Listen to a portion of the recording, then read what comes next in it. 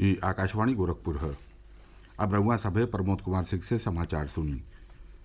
प्रधानमंत्री नरेंद्र मोदी आज video conference के जरिए राजस्थान का पहला वंदे भारत एक्सप्रेस रेलगाड़ी रवाना कैलें। ई रेलगाड़ी काल्हि से अजमेर से दिल्ली कैंट ले चली।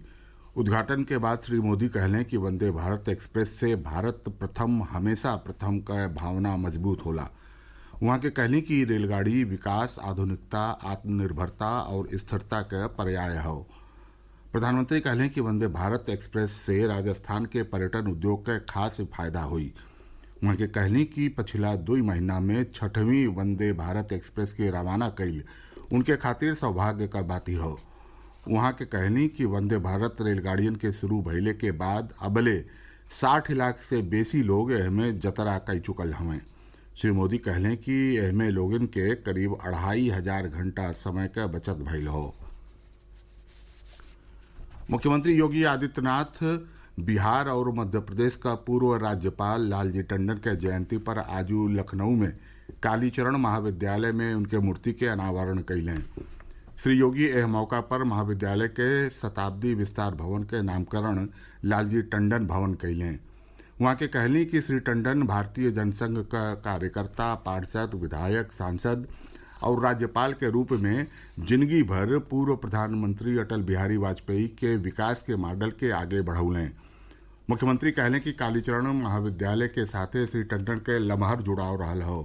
वहाँ के कहली कि शिक्षे समाज में बदलाव के जरिया बनी सकेला। श्री योगी कहलें कि आज उत्तर प्रदेश में जवन बदलाव आयल हो, शिक्षा ओकरे मूल में हो।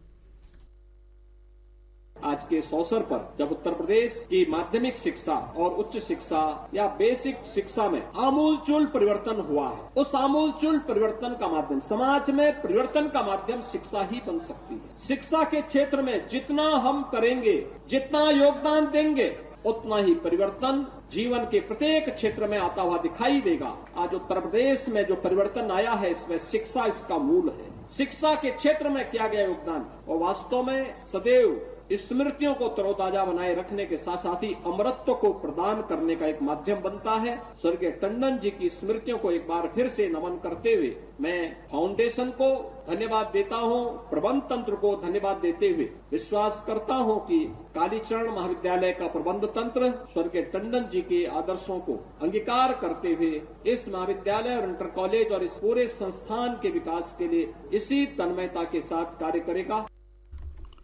बनारस में आवे वाला 17 अप्रैल से G20 से जुड़ल बैठकी के आयोजन हुई। एकरे बदे तैयारी तेजी से चली रहल हो। हमरे बनारस प्रतिनिधि के एगो रिपोर्ट।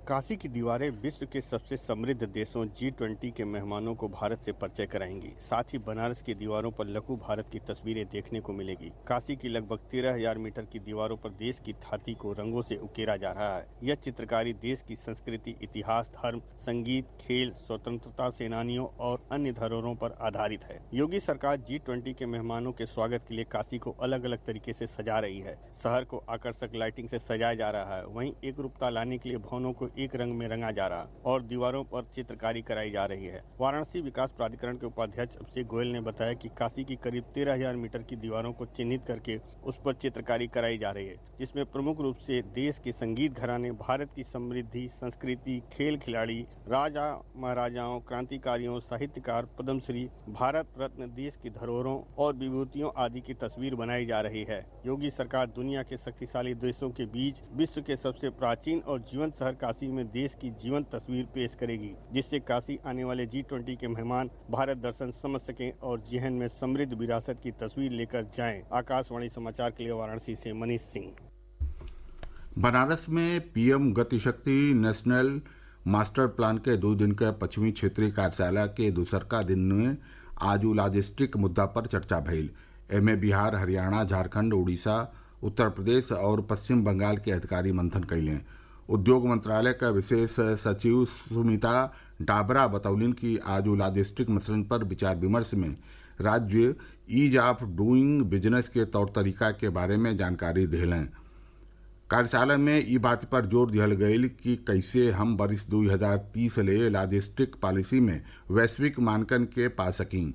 वहाँ के भरोसा जतौनी कि ई कार्यशाला केंद्र और राज्यन के विभागन के बीचे तालमेल बना के विकास के रफ्तार के आगे बढ़ावले में सहायक सिद्ध हुई। समाचार पूरा भइल। नमस्कार।